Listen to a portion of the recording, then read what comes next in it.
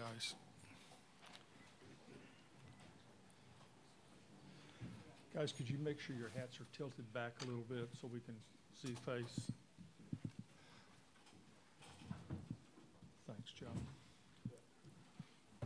Where am I, down here? You're down here. Does it matter? Well, sure your name is. Okay. Yeah. First of all, Coach, give us an overview. First of all, congratulations to Mississippi State. I thought they played a really good game in all phases. If you like pitching and defense, I think that's a heck of a college baseball game. Not everybody does. I do. We talk about that a lot in our program, and I think Joe Demers was outstanding. They were outstanding on the mound. And as I told our guys after the game, with a lot of things, you have to do some things one time before you get comfortable, and this is a new environment for us. And I don't think any of our guys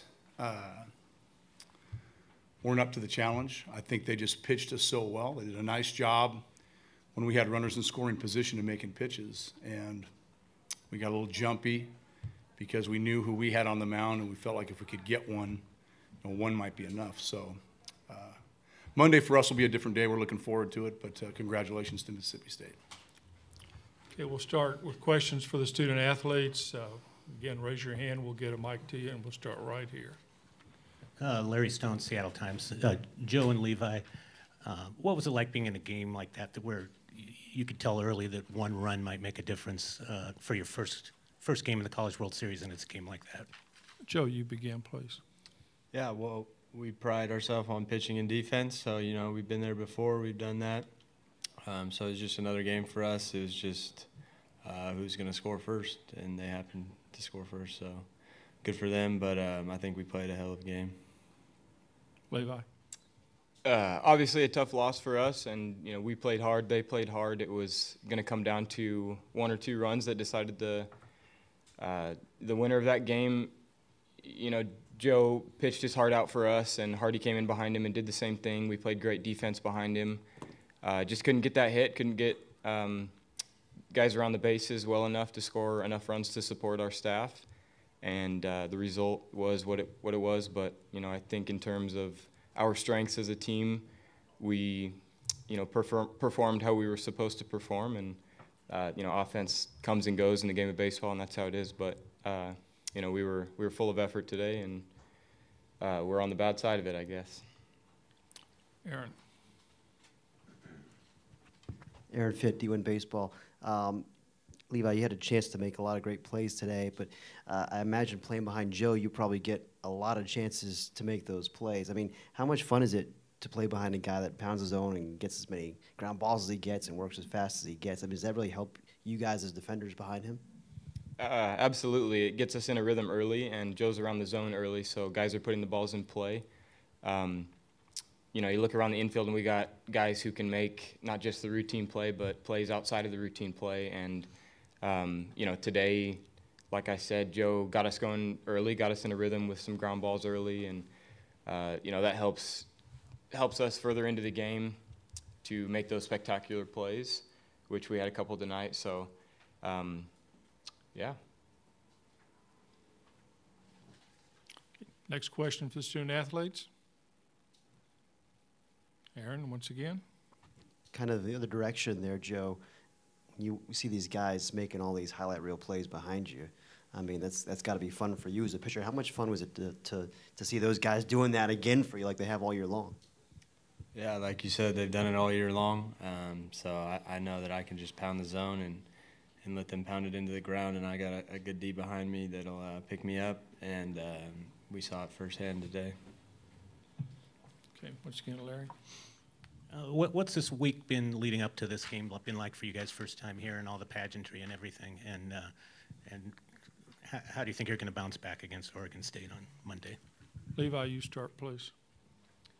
There's a lot of great things about being here, and we feel like we deserve to be here. And the ceremonies and all the extra stuff that's going on, it can be a distraction sometimes, but we're here to play baseball, and we're here to win games, and you know, all the noise outside and all the great things going on for this program, being our first time here at the College World Series, that's great and all, but when it comes down to it, we're here to play baseball and we're here to win games. So moving forward, we got to make some adjustments, and you know, it's survive and advance, as Coach said after the game for us from now on. Joe? Yeah, so far it's been incredible. Just the atmosphere to play in front of that many people has been really fun, and it's a once-in-a-lifetime opportunity. So we're just trying to make the most of it. But like Levi said, we're here to play baseball, and we're not done yet. Okay, any more questions for the student athletes? Okay, guys, we'll see you, Monday afternoon. Thank you. And we'll have questions for Coach now. We'll wait till they clear through here.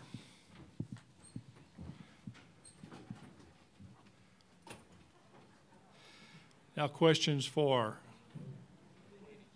Coach Meggs. Larry? Lindsey, could you just talk about your defensive alignment on that last play? You obviously had the outfield in to cut off the run. Is that right? Yeah, I mean, the way the ballpark plays, and with the fact that the winning run's on second base, I mean, we weren't going to let anything fall in front of us, and that's the percentage play, and that's what we talked about doing before the game. And guy puts a good swing on it. I don't know that we catch it no matter where we are, but that's why we're where we were, to give us a chance to throw somebody out. Okay, Aaron? Coach, having survived what you did in Fullerton, your back's to the wall and repeatedly in that last game, in a do-or-die game, do you think that helps this team, knowing that now you have to run through the loser's bracket? Yeah, as ornery as Mississippi State was and as talented as they are, I mean, if you saw the scenario we had at Cal State Fullerton, I mean, I think our guys believe they can find a way to get back in this thing, and I think it prepared us really well for what we're looking at, having lost the first game. And we've had our backs against the wall for 7 weeks. I mean, we've kind of been playing that way for almost 2 months, and we've embraced it, and we have an opportunity to play who I believe is the best team in the country on Monday and at the College World Series. And I think our guys will rise to the occasion, win, lose, or draw. I think our guys are going to play great baseball, and we're looking forward to it. Larry? You said something to the effect of you have to play it for the first time to get a feel for it. Do you feel there was any nerves or anything like that in this game? Or I don't feel like it was a nervous issue. I think we were so excited, and the first game went so long. We were stuck in the waiting area, and we got a little bit fidgety, and I told one of my assistant coaches, God, I feel like I'm a substitute teacher in a third grade class, because our guys were bouncing off the walls and, doing everything you probably don't want to do as you're trying to settle down and get ready to play. And I think, like I said, with runners in scoring position, we didn't take the kind of at-bats we have for the last few weeks. We just got a little bit jumpy and chased some pitches. Any more questions for Lindsey? Yeah, Larry? Keep going. you had the bases loaded with one out there, and Nick hit the ball hard and double play. Was that kind of a turning point, do you think?